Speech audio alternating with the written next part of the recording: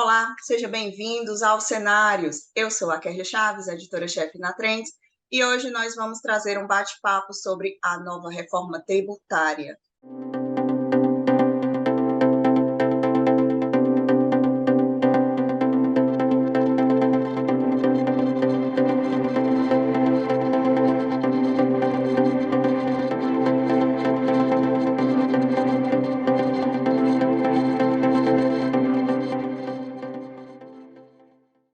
O nosso convidado deste programa é ninguém mais, ninguém menos que o deputado federal Mauro Benevides Filho, que integrou o grupo de trabalho que analisa as propostas da reforma tributária.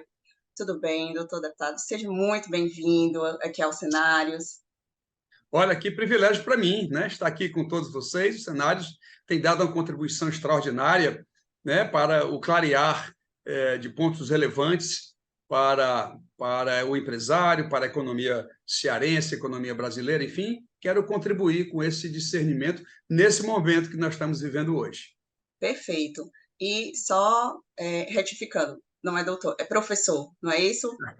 Eu, professor, com muito orgulho, eu digo muito isso para os meus alunos lá na Universidade Federal do Ceará, o papel que a universidade tem hoje nesse processo de aprimoramento do nosso Estado, no nosso país, onde as novas ideias sempre surgem, né, contribuindo para que a gente possa ter um país mais justo socialmente.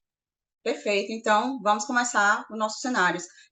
Professor, explica para a gente que após 30 anos, né, de espera, finalmente a reforma tributária foi aprovada na Câmara dos Deputados. Então, eu gostaria que o senhor fizesse um overview para a gente, né? O senhor fizesse assim, um panorama dos principais pontos da PEC número 45 de 2019, né, que é a PEC da nova reforma tributária, e explicasse como ela vai afetar os diferentes setores da economia brasileira. Por favor. Bom, primeiro, nós temos que explicar para todos os nossos internautas aqui o seguinte: por que depois de 30 anos, somente agora, né, nós conseguimos produzir essa proposta, que hoje é chamada de PEC 45, no que reformula todo o sistema tributário brasileiro? Eu diria que nós temos três pontos primordiais. O primeiro deles é de que nós resolvemos o problema federativo. Qual é o problema federativo? Como a reforma tributária ela institui o princípio do destino puro, o que é o princípio do destino puro? Que hoje, na legislação tributária brasileira, quando o Ceará compra um produto de São Paulo fica com 7% do ICMS e nós aqui no Ceará cobramos o que chamamos de DIFAL, diferencial de alíquota, de 11% para fazer os 18%, que é a alíquota modal, que a gente chama, a alíquota modal do ICMS, em praticamente quase todo o território brasileiro.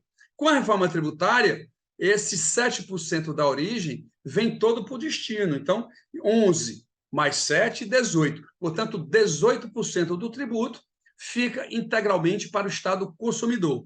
Os estados produtores, portanto, São Paulo, Minas, Rio Grande do Sul, Paraná, esses estados, em tese, perderiam receita.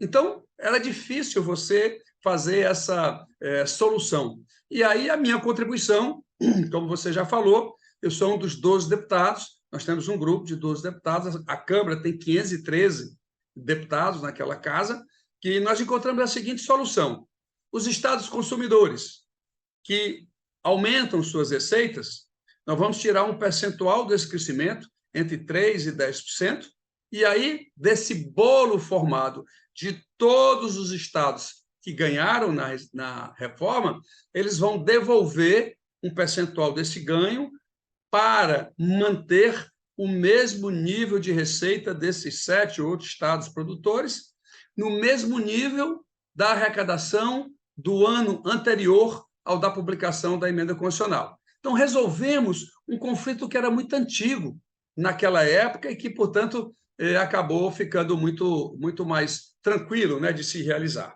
Segundo, há uma forte influência quando você junta ISS e ICMS em um imposto só. Você vai observar que o setor de serviços fica muito preocupado com a nova alíquota desse tributo, Hoje o setor de serviço paga o quê? 5% de ISS, 3,65% de PIS/COFINS, mais um outro tributo aqui e acolá, 11%, 12%.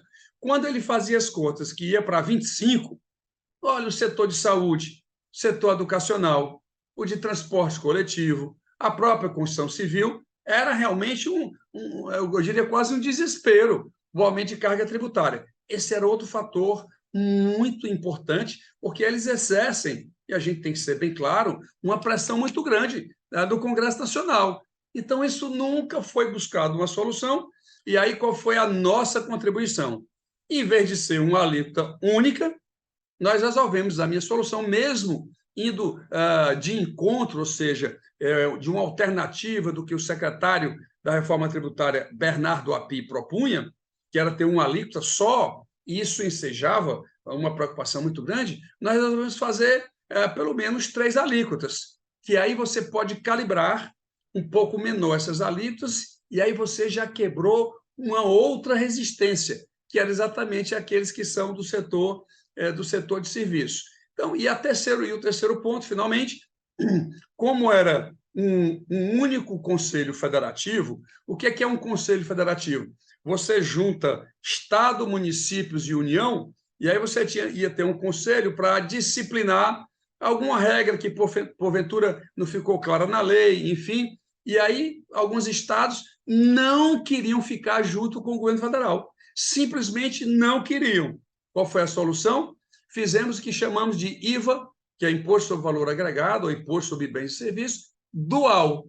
Vamos ter uma para a União, PIS, COFINS e IPI, e uma para estados e municípios, juntando ICMS e ISS, apesar de que a legislação é a mesma para os dois. E aí resolvemos assim os 3 principais gargalos, e essa pergunta, onde eu tenho andado, em todas as televisões, em todas as rádios, enfim, essa com certeza, ela é a primeira pergunta que naquela época me perguntavam se eu acreditava, né, que isso iria sair. E a minha convicção plena, pois nós sabíamos que as soluções iam ser encontradas, acabou viabilizando a aprovação dessa matéria. E, de acordo com um estudo realizado pelo Instituto Brasileiro de Planejamento e Tributação, o brasileiro teve que trabalhar 147 dias em 2023 para dar conta dos impostos. E eu pergunto ao senhor, como que a nova reforma tributária, como que ela vai reduzir esse dado? Entendeu? Bom, Quais serão os impactos dessa proposta, né, nos impostos pagos pelos empresários e pelo cidadão brasileiro? Ela vai reduzir, vai aumentar? vamos lá. No Brasil, hoje nós temos, vamos olhar pelo lado da empresa, primeiro, depois pelo lado do consumidor. Pelo lado da empresa, o Brasil tem hoje 447 mil normas tributárias. É impossível uma empresa poder trabalhar num ambiente desse. 447 mil, não errei não, viu? Eu sei exatamente o que eu estou falando. Como secretário de Fazenda há 12 anos, eu sei exatamente a complexidade do que isso representa para um empresário. E mais, se essa sua indústria ou se essa sua empresa trabalha em 2, 3, 4 estados diferentes, ele vai ter que entender 3 ou 4 legislações do ICMS diferentes. Se ele trabalha em municípios diferentes, nós temos 5.547 municípios, cada um tem uma legislação de ISS diferente um do outro. Então, realmente é um custo muito alto o compliance dessas empresas, o accountability de como produzir essas informações de maneira adequada. O que é que a reforma faz? Isso precisa ficar claro para os empresários e para a população como um todo. Nós vamos unir esses 5 impostos em um só, para vigorar em todo o país. Portanto, acabou essa parafernália de um canto é uma coisa, no outro estado é outra interpretação. Vamos fazer uma única legislação. Isso, por si só, já vai ser um ponto muito relevante para dar mais competitividade às nossas exportações, inclusive, para quem é do setor exportador, por exemplo. Isso vai provocar uma dimensão de custo muito grande. Inclusive para aquelas que trabalham dentro do país, esse aumento, essa diminuição de custo, eu vou chamar assim, que as empresas vão ter, para mim, não tenho a menor dúvida que se você diminui muito o seu custo de produção, a tendência em uma economia é você reduzir preço. E também, reduzindo o preço, o consumidor vai comprar mercadorias mais baratas e, portanto, poderá comprar mais. E, em comprando mais, o resultado é o aumento, é a geração de empregos em todo o território brasileiro. Esse é um lado. Do lado do consumidor, o que é que nós vamos ter?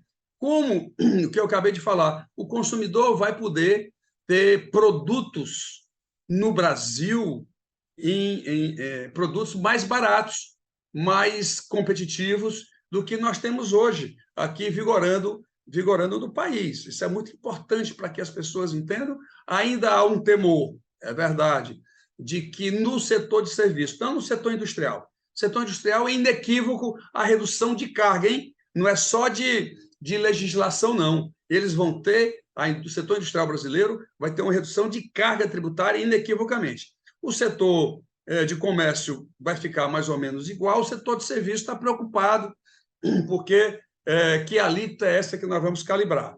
Mas, como nós criamos uma alíquota diferenciada para esses setores específicos, isso vai fazer também que o setor de serviço, nesses segmentos que eu já me referi, possa ter também uma estrutura de custo menor, e isso possa fazer com que os serviços também cheguem ao consumidor, que é a minha preocupação também nesse momento. E o terceiro ponto é em relação à cesta básica, que hoje o Brasil, e olha, eu vou pedir atenção a você, meus caros companheiros, meus caros empresários, estudantes, enfim, servidores públicos que estão nos acompanhando nesse momento, dizer para vocês o seguinte: o Brasil tem hoje, na cesta básica, lembrar que na cesta básica o PIS e o COFINS pagam zero de imposto.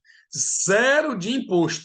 Pois bem, o lobby brasileiro acabou colocando produtos que ali dentro da cesta básica que não é da classe menos favorecida. Como assim, professor Mauro? Ora, o queijo suíço, eu não sou contra quem toma um vinhozinho, um queijo suíço, não vejo nenhum problema nisso. Agora, o rico que toma um vinho com queijo suíço, paga zero de PIS/COFINS, não faz o menor sentido. Pois é, colocaram o queijo suíço dentro da cesta básica, colocaram o salmão dentro da cesta básica, colocaram o filé mignon dentro da cesta básica e por aí vai. Olha o número que eu vou dar agora, ninguém tem esse número. É a primeira vez que esse número vai ser dado em todo o país. 1.340 produtos dentro da cesta básica brasileira. Isso é um absurdo. E também, eu só vou dar esse número na minha exposição que vou fazer para a OAB, na próxima segunda-feira, não vou dizer data, para a nossa entrevista não ficar desatualizada, mas lá eu vou dizer e vou adiantar aqui também de primeira mão, esses 1.340 produtos deixam de arrecadar. A União, falando nem de estados e municípios, CMS, nem nada, só do PIS/COFINS, isso significa que a União arrecada menos, por ano, 34,7 bilhões de reais. Olha o tamanho disso. Então, como o Ministério da Fazenda nunca teve coragem de acabar com a cesta básica, o que é que nós fizemos? Aliás, cesta básica não, acabar com esses produtos da classe mais rica, o que é que nós fizemos? Acabamos a cesta básica no Brasil, zeramos, tiramos 1.340 produtos fora, e aí, por lei, vamos criar uma outra cesta básica com 60, 70 produtos. O arroz, o feijão, o açúcar, o sal, o óleo, enfim.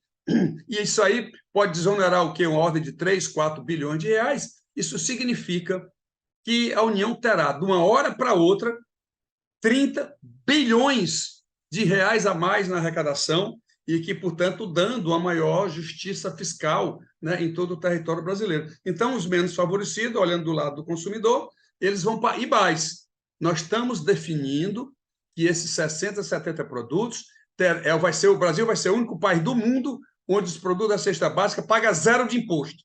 Não vai pagar absolutamente nada, obviamente que esse foco é naquele segmento bem menos favorecidos da população brasileira.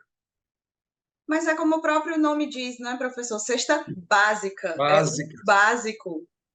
E como é que você justifica ter lá dentro o presunto de Parma? é um negócio que não faz o menor sentido. Pois Não nós é vamos acabar. verdade. A reforma tributária teve a coragem, apesar das pressões, de acabar com esse privilégio, acho que a palavra é essa, esse privilégio, vamos criar uma outra, essa sim, focada no mais pobre e, consequentemente, pagando zero de imposto, zero de carga nesses produtos que lá estarão estabelecidos. Perfeito. E vamos para a próxima pergunta. Antes de você fazer, esses dois números aqui é de primeira mão, viu, cara? Aqui ninguém, Tá ótimo. só vocês aqui que tem aqui nesse momento. Vamos lá. Pronto, perfeito. Uma das principais dores do brasileiro, que a gente sempre escuta as pessoas reclamando, é a questão da burocracia do sistema tributário do nosso país, que é como o senhor falou, tem mais de 1.000, né? Mais de 447 mil. 447 mil. Então, e como essa nova proposta ela vai simplificar o sistema de tributação brasileiro? Aí eu quero aqui que o senhor aprofunde mais sobre essa questão. Vamos lá. Vamos lá. Hoje, as regras tributárias, elas advêm de onde? Olha a dificuldade. Da Constituição, de leis complementares, de leis ordinárias, de decretos governamentais, de instrução normativas, de portarias do fisco. Olha, é um conglomerado de legislação que deixa muito complexo, né, todo esse entendimento. Os contadores, os advogados, as empresas têm que obrigatoriamente contratar essas interpretações, até porque a velocidade de emissão dessas portarias, dessas instituições normativas, dessas leis, essa velocidade é muito grande. Então, você tem que ter pessoas acompanhando, né, essa mudança da estrutura tributária brasileira, e isso gera problemas. Realmente, você gasta muito tempo, né, é complexo, né, com tantas regras. E mais, e no Brasil, além do atendimento dessas regras, e ainda tem uma questão chamada obrigação acessória. O que é obrigação acessória? Mesmo se o empresário, se a empresa tiver pago o imposto corretamente ao fisco, mas se por alguma razão, quando ela informou ao fisco, naquele sistema que ela é obrigada a informar, ela colocar alguma informação equivocada, o que gera, portanto, um erro na avaliação do fisco, olha, isso representa um percentual, a multa sobre isso é um percentual sobre faturamento. Isso é caríssimo. Isso é uma reclamação. Eu, obviamente, tive a oportunidade, como eu já disse, como secretário de Estado dessa área, eu extingui 40 normas tributárias de obrigação acessória. E isso, portanto, vai diminuindo essa complexidade a que você se refere nessa pergunta.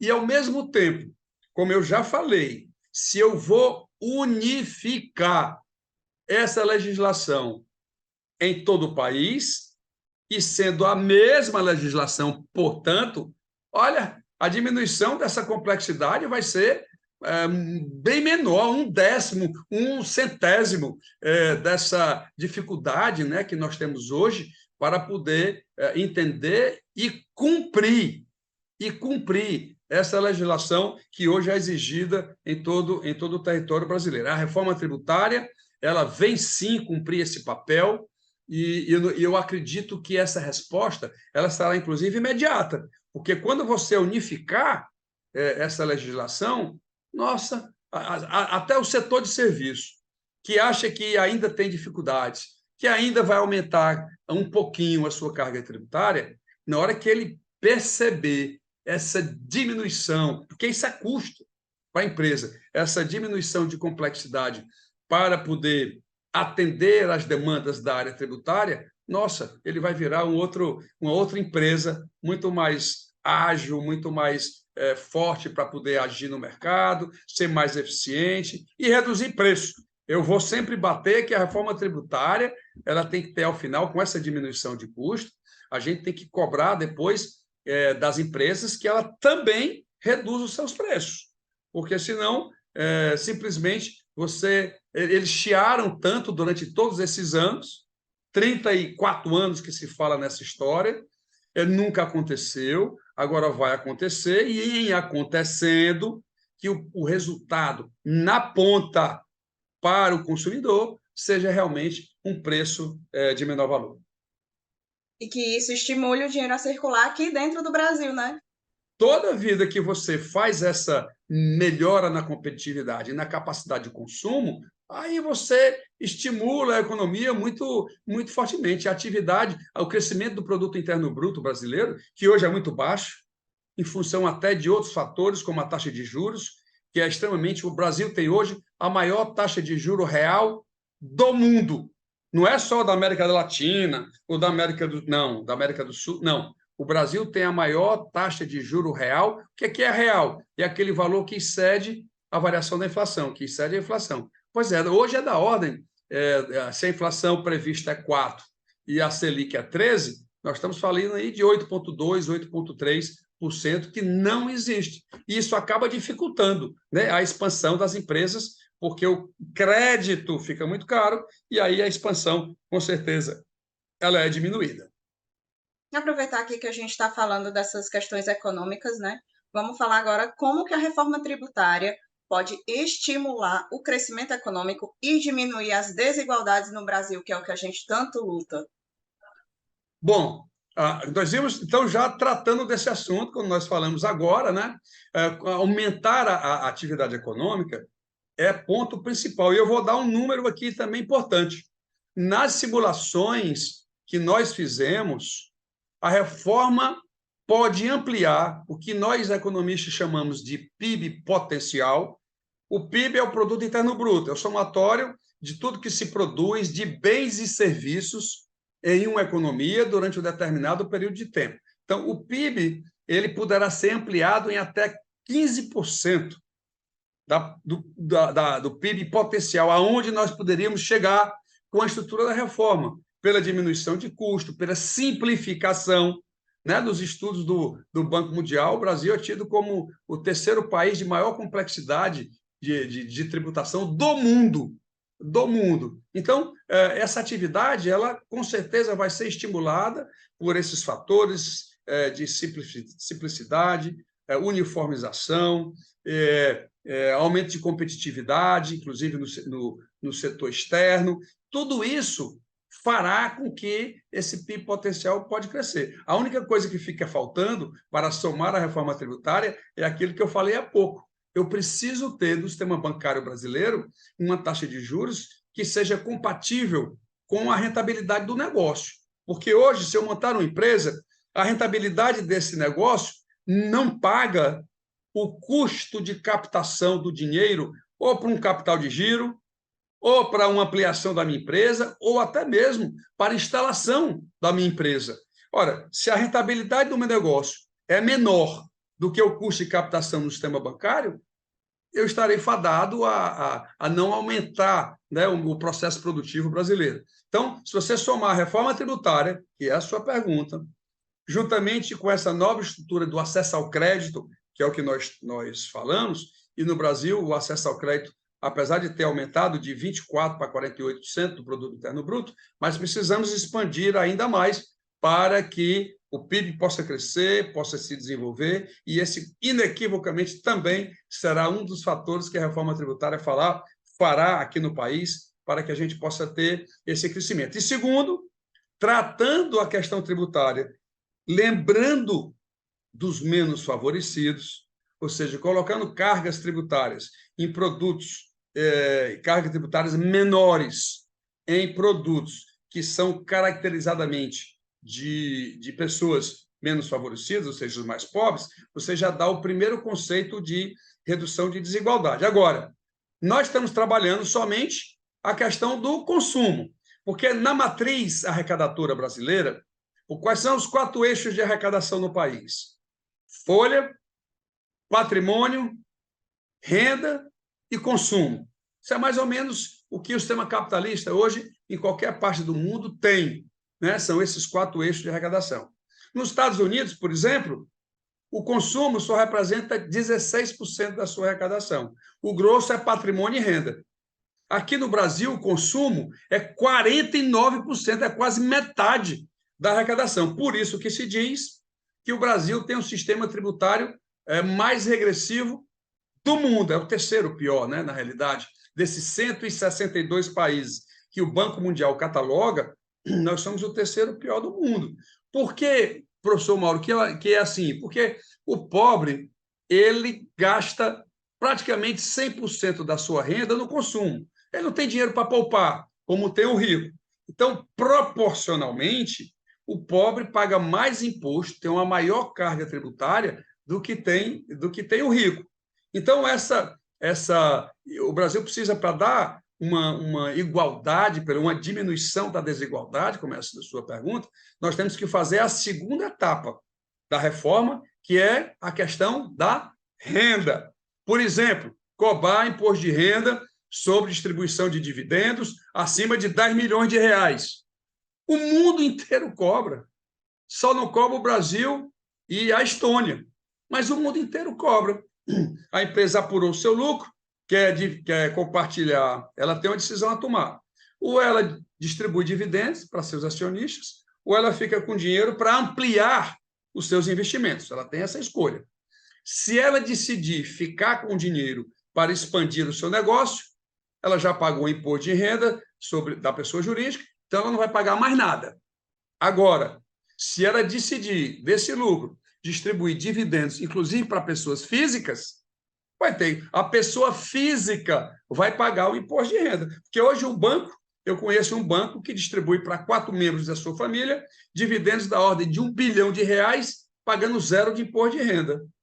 E aí eu que recebo o meu salário da universidade, que agora não estou recebendo da Câmara, lá a gente paga 27,5%, esse cara que paga 1 bilhão não paga nada. Será que está certo essa compreensão? Isso precisa ficar também clareado para a gente diminuir. E o terceiro ponto é a questão do imposto sobre patrimônio.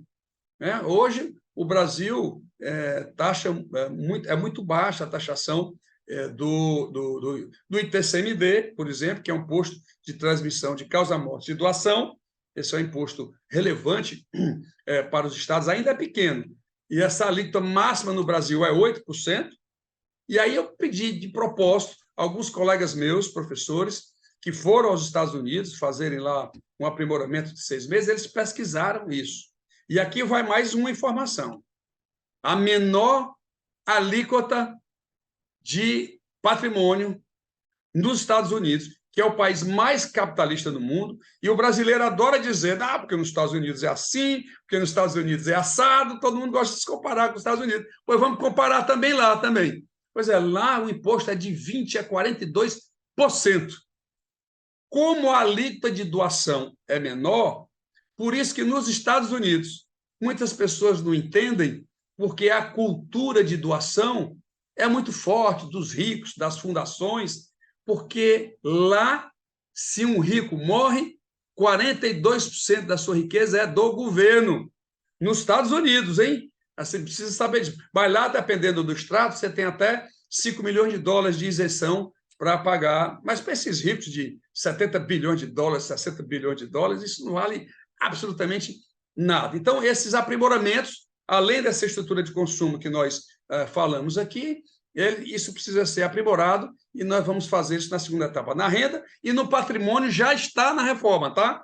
Porque para nós não faz sentido que você comprar aí o seu carrão que você tem e pagar o IPVA e pagar o IPVA, o fisco vai lá lhe cobrar e aí aquele nosso amigo que tem muito dinheiro e tudo mais comprou um helicóptero, vai pagar 0 de IPVA. Aí por que isso? Enfim, não tem muita explicação. Então, essa correção nós já estamos fazendo nessa primeira parte.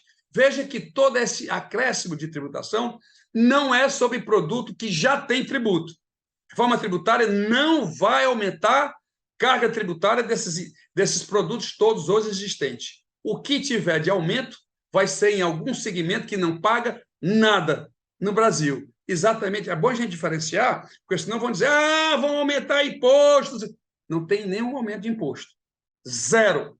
A não ser naquelas áreas onde você compreende que lá o fisco não chega, ou seja, a carga tributária é 0. E aí sim, a gente tem que procurar chegar bem perto de todos esses bens ou serviços. É a famosa taxação dos super ricos, não é isso? É, exatamente. Eu não queria falar, mas você falou, então é a taxação dos super ricos. Tem toda uma literatura, né, sobre isso aqui no Brasil, já muito farta, e isso contribui muito para que os deputados possam realmente, os senadores e senadoras, tomarem suas decisões com maior conhecimento, e eu espero, portanto, que todos eles estejam sensibilizados para esse entendimento que eu acho que é fundamental para o Brasil hoje fazer essa correção.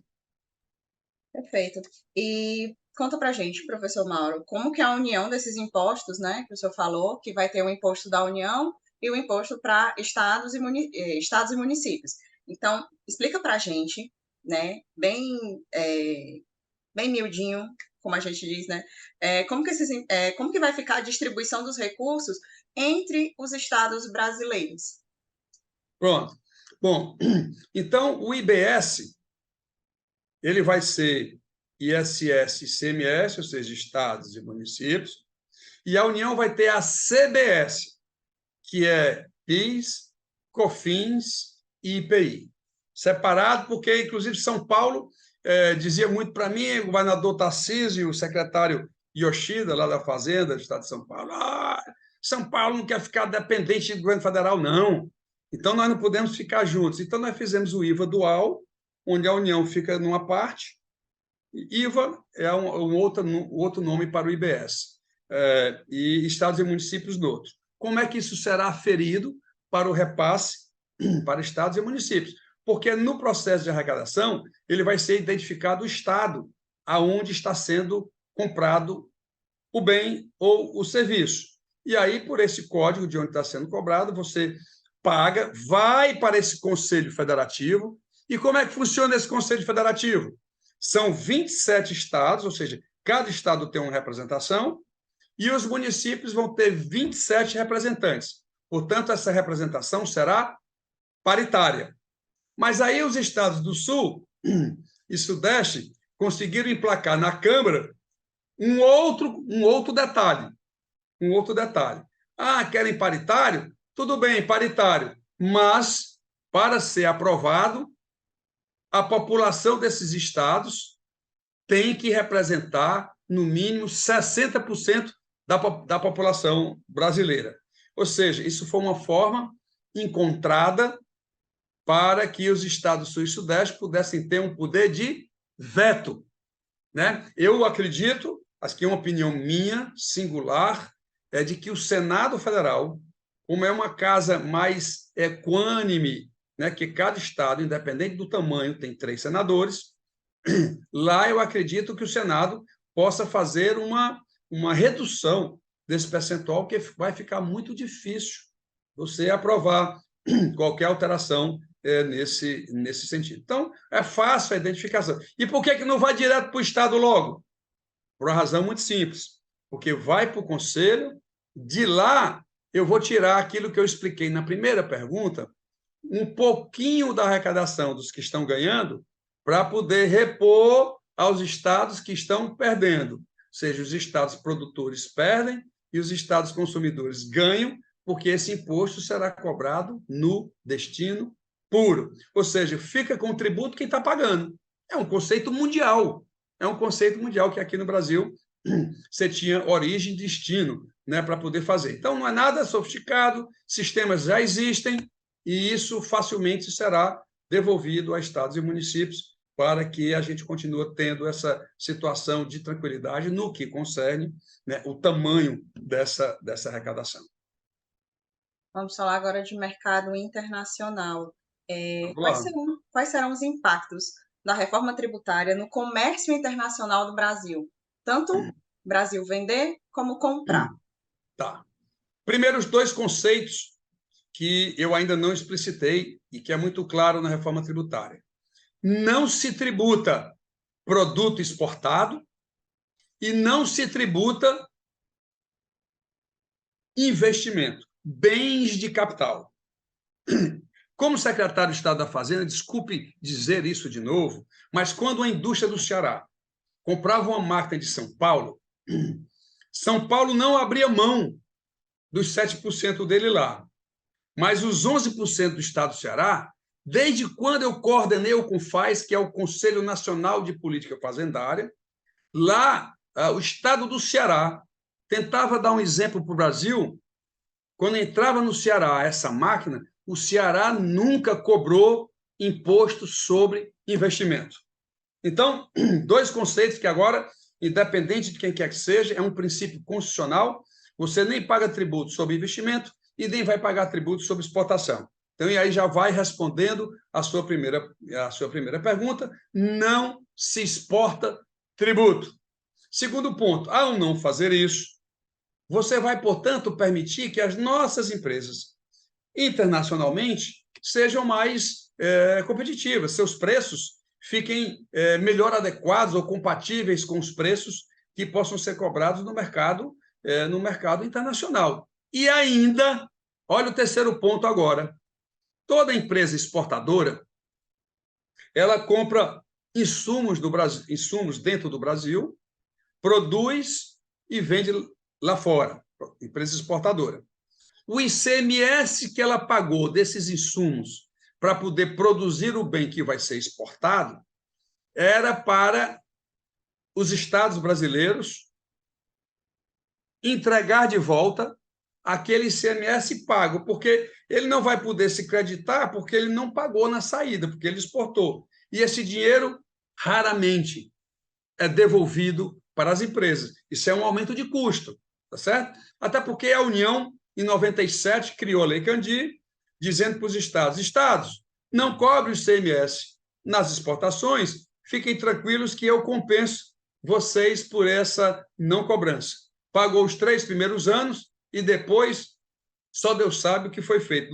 Não fizeram mais repasses suficientes para os estados honrarem, né? Afinal de contas, o compromisso era do Estado. Agora, como você vai primeiro pagar o imposto para o Conselho depois distribuir, sabe o que vai ser feito? Que é esse detalhe importante, que nem todo mundo tem conhecimento. Lá se retém o valor dos créditos a serem devolvidos para as empresas exportadoras. Olha, esse cara que pensou essa história, esse negócio aí, esse cara é bom, viu, cara? Esse assessor aí é muito bom. Então, é um terceiro ponto nessa questão exportadora que a reforma tributária traz para dentro do seu texto e, portanto, fazer isso. Em relação à importação, o Brasil hoje já começou a fazer que o tratamento de exportação era importante que a gente desse na importação. Até porque a Organização Mundial do Comércio já está cobrando isso dos países que não se faça diferenciação. Aqui e acolá você pode ter uma ação reguladora de segmentos que precisem, vamos dizer assim, de um mínimo de proteção, mas o Brasil já está no outro estágio aí de crescimento. O que prejudica essas nossas empresas é a carga tributária, né, que é muito alto, e o custo de tomar a operação de crédito. Portanto, a importação ela vai ser capaz, por exemplo, na entrada do Brasil, ela ter o imposto diferido, para onde efetivamente essa mercadoria vai ser vendida, para ser paga na hora da venda. Isso, inclusive, não prejudicará, isso está na reforma, colocado lá por nós, que é não prejudicar, sabe o quê? As EPS, as zonas de processamento de exportação. Nós conversamos muito isso com o governador Eumano, que estava preocupado com isso, com o secretário da Fazenda, secretário Fabrício, exatamente, mas esse conceito está lá devidamente colocado e eu não tenho dúvida que isso vai, com certeza, ajudar muito, tanto para quem exporta como para quem é importador. Entendi. A reforma, né, a reforma tributária, ela propõe duas transições para o novo sistema tributário, né? A transição para o fim dos 5 tributos, que vai ser de 8 anos, correto? No fim de 8 anos, para o IBS de estados e municípios. Mas Isso. em 2 anos, em 2026, eu já começo a transição do governo federal. Pronto, aí é isso que eu já ia complementar. E a transição da distribuição de arrecadação, que vai ser de 50 anos, né? De 2029 até 2078. E aí eu pergunto, o senhor pode explicar para a gente por que que esse tempo é necessário para esse período de transição? Por que que um tempo tão longo? Por que que 50 anos? Foi boa, vamos explicar devagarinho, tecnicamente, para as pessoas entenderem. Nós temos duas transições. A transição do governo federal, que sai do PIS, COFINS e IPI para a CBS. Lembrando que o governo federal vai cobrar também o que a gente chama de imposto seletivo, que é um imposto sobre bens que causam problemas ambientais, problemas de saúde, ou o que nós chamamos na economia de externalidades negativas. Certo? Então, vai ter um outro imposto além do IBS. Mas vamos lá. Então, o IBS, já como governo federal, já começa a sua transição em 2026. Tá? Em 2028, começa a transição do ICMS e do ISS para o IBS estadual municipal, que vai até 2032, porque a partir de 2033, aí já é para estar tudo zerado em relação à troca de imposto do que era para um imposto novo. Isso é o primeiro ponto. Segundo ponto da sua pergunta. Sim, mas não tem uma transição aí de 50 anos? Isso é aquela questão onde eu disse que, para os estados que perdem a arrecadação, nós estamos tirando um pouquinho da receita ampliada dos estados consumidores, como é o caso do Ceará. O Ceará vai aumentar a receita. Os municípios cearenses vão aumentar a receita, não vão diminuir a receita. É bom que o cearense tenha conhecimento desse detalhe, que é outro ponto esclarecedor aqui para todos aqueles que nos acompanham nesse momento. O problema foi o seguinte, que os estados perdedores, eles achavam que um prazo de 10 anos, assegurando o mesmo nível de receita que eles têm hoje, eles não aceitaram. Não, é muito pouco, 10 anos a economia não se estabilizou e não sei o que mais lá e tal. Então, naquela confusão. E na ânsia da gente aprovar a reforma, essa segurança de retirar um percentualzinho dos que ganharam para devolver esse um percentual para os que perderam e queriam perder, mas não vão perder, eles quiseram um tempo mais longo. A partir daí, desses 50 anos, aí os estados consumidores deixam de repassar dinheiro para os estados perdedores. Essa foi uma pressão política de temor dos estados maiores do país, pressionando a Câmara dos Deputados para que essa transição fosse mais longa, é o que a gente chama de transição federativa, do que para a transição do imposto propriamente dito, seja do imposto federal, seja do imposto estadual. Deu para entender? Eu acho que ficou claro aí os dois pontos, né? Entendi. Ok. E agora, para a gente encerrar aqui nossa rodada de perguntas, eu gostaria de saber do senhor quais os próximos passos da reforma tributária, o que é que está faltando ainda? Vamos lá.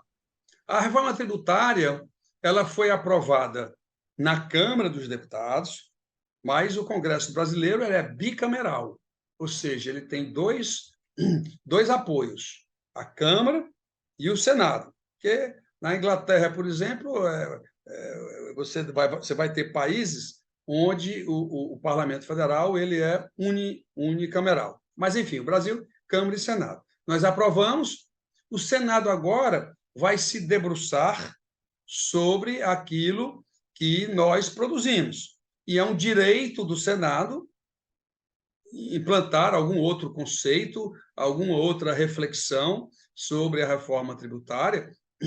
E, se assim o fizer, qual será o próximo passo? O próximo passo será o que ele alterar na nossa proposta de reforma tributária, essas alterações obrigatoriamente terão que voltar à Câmara dos Deputados para saber se a Câmara dos Deputados concorda ou não concorda com as alterações que lá foram devidamente processadas. E ainda tem o seguinte ponto. 2 vezes no Congresso Nacional, onde tiveram divergências entre a Câmara e o Senado, que muita gente me pergunta, mas, professor Mauro, mas aí vai demorar demais. Aí essa reforma tributária não vai sair. Então, qual é a solução técnica dentro do regimento, que é fazer o seguinte, vamos supor que o Senado alterou dos, sei lá, 40 artigos, 30 artigos que tem lá, ele alterou 3 artigos. Então, o que é que se pode fazer? Aquilo que não foi alterado, você promulga de imediato, desde que um desses 3 pontos não seja no cerne da questão, que é a União, o Conselho Federativo e o período de transição talvez até possa. Mas, enfim, não mexendo na estrutura da reforma, não tem nenhum problema. A gente promulga a emenda constitucional, porque já fica as 2 casas aprovadas, somente esses 3 pontos é que voltarão para a Câmara dos Deputados para poder a gente fazer a chancela ou mais uma modificação, se porventura seja necessário. Então, esse é o próximo passo. É o Senado. Agora, estão fazendo simulações para poder definir qual será a alíquota de referência do IBS, dos 2 somados, que hoje saiu uma matéria nos jornais dizendo que ficaria entre 25,2 até 27. E essa estimativa, posso lhe assegurar que está equivocada. Eles não estão levando em conta aumentos brutais de receita, portanto, isso vai fazer reduzir a alíquota. Eu já falei aqui no programa que nós vamos acabar com cesta básica, isso vai dar mais 30 bilhões de receita. Nós vamos eliminar todos os incentivos fiscais brasileiros. Só da União de desoneração tributária são 480 bilhões de reais. Então, assim, as simulações que eu estava estudando hoje, elas, no meu modo de entender, ainda estou pedindo a opinião de alguns colegas, mas ela não está feita de maneira adequada, porque eu acho que vai ser um passo muito grande de receita e, portanto, o calibrar da alíquota de referência, ela ainda poderá estar, o Senado vai fazer essa avaliação e lá vai ser competência dele, inclusive, fazer a definição do que vem a ser o que nós chamamos de alíquota de referência, ou seja, é a alíquota que vai vigorar em todo o país. Isso é importante a gente dizer que é um outro passo que as pessoas precisam compreender que ainda vai ser feito. E aí, para terminar, eu sei que as pessoas agora vão ficar meio apavoradas com o que eu vou dizer, a alíquota é única em todo o país. Entretanto, se no calibrar da alíquota que é nacional, o Estado interpretar assim, olha, foi calibrado em 24. Rapaz, para eu sobreviver, eu só posso estar vivo se for com 25%. O Estado poderá propor uma lei à Assembleia, aumentar de 24 para 25, mas ele não poderá fazer esse aumento para um segmento A ou para o segmento B.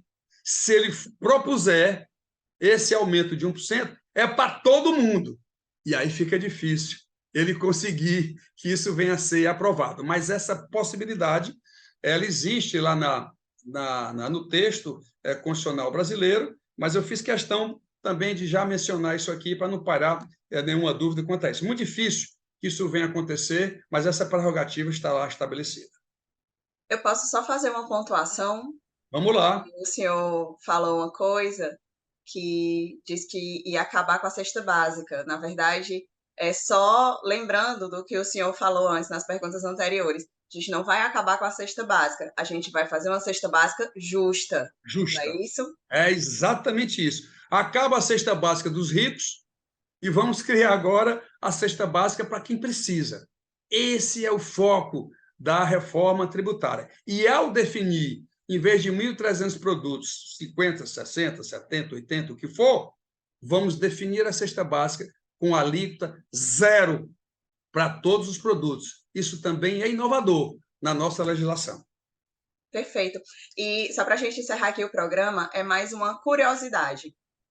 A gente falou aqui, né? Eu falei na pesquisa, se eu não me engano, na segunda pergunta, que o brasileiro ele teve que trabalhar quase 150 dias, quase 5 meses, para pagar os seus impostos. E aí eu gostaria de saber do senhor se a gente tem esse ranking mundial de países que pagam mais impostos, né? Onde a população paga mais impostos, e em que posição o Brasil ocupa nesse O Brasil também está localizado lá embaixo na escala de avaliação, tem um documento do Banco Mundial chamado Doing Business, ou seja, fazendo negócio.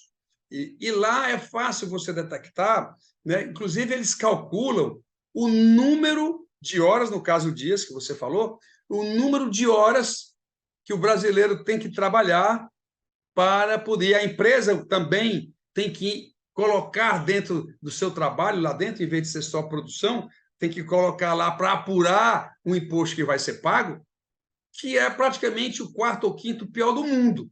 Pior do mundo. Então, esse é um outro fator relevante da reforma tributária, que essa simplificação é tão grande, até porque esse é um sistema não cumulativo. O que é não cumulativo? Eu comprei uma indústria que vende pneu, mas ela quer vender o pneu com aro. Então, a indústria de pneu compra um aro, pagou o ICMS, pagou o IBS lá para a empresa anterior.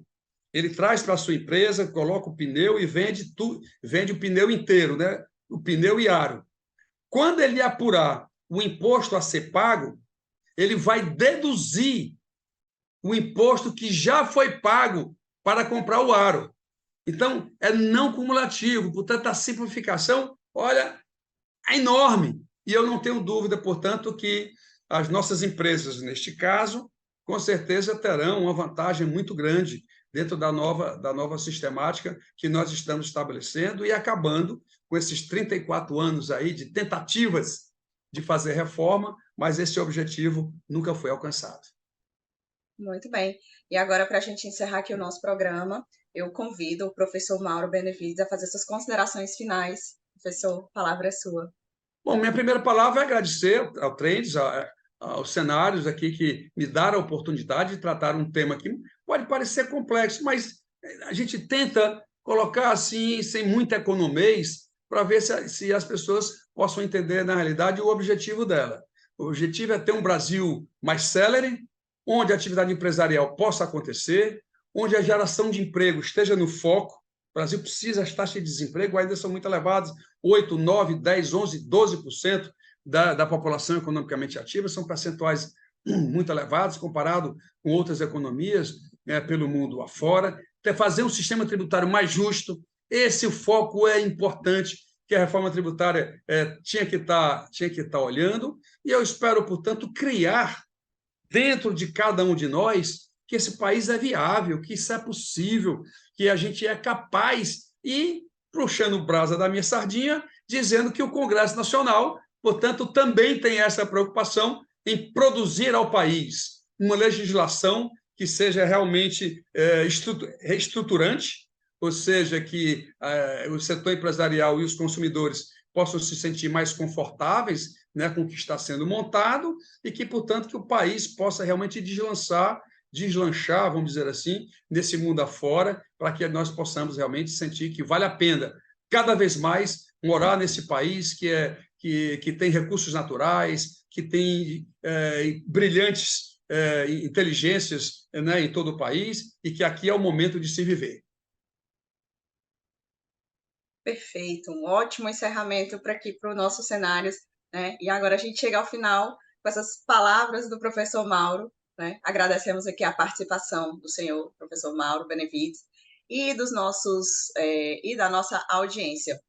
Se você gostou, curta, compartilhe, deixe o seu comentário e se inscreva no nosso canal para você não perder nenhum conteúdo da Trends. E não se esqueça, próxima quinta tem mais. Até lá. Tchau, tchau. Tchau.